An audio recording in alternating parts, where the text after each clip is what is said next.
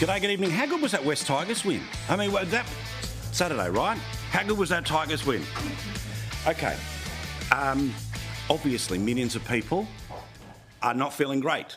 Today, rough night last night, and trying to process exactly what went wrong, what the future may or may not look like.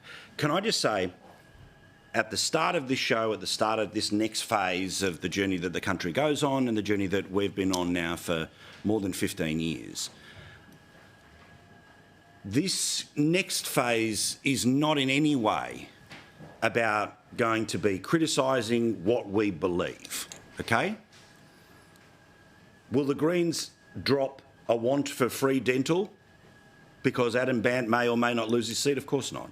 There are fundamental things that we believe in. There's a fundamental worldview that we have, and it's one that you have every right to hold.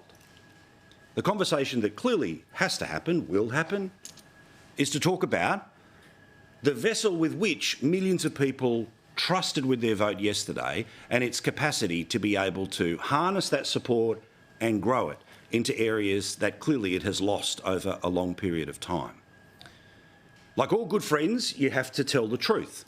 And sometimes those truths are going to be uncomfortable, but I'm going to make this promise right now. This program, this station, will continue to do what every media organisation in the country should have as its central purpose each and every day, which is to hold powerful people to account. Because a government wins a majority of 1 seats or 100 seats does not mean you're never allowed to criticise them. It doesn't mean that you give them a free pass on every piece of legislation that they introduce and that you won't focus on the people who are inevitably left behind when a line is drawn this way or that way when it comes to policy. Now, something that I have focused our show on over the past few years is to always give you as much data as possible. So, if we've been following these weekly conversations, there is no surprise about the result.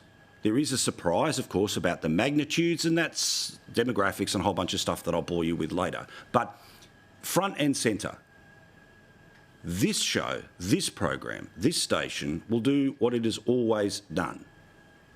And on this program, and me as a host, I will show you the data from the Bureau of Statistics that tells us how many people are working multiple jobs.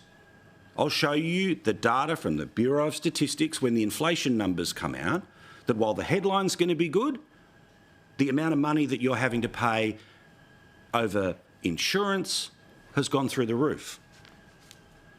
When there's a report that tells us from the OECD about how our classrooms are some of the most disruptive in the developed world, I'm going to talk about it. When the NAPLAN results tell us that a third of Australian kids are not hitting the marks of basic literacy and numeracy, I'm going to talk about it.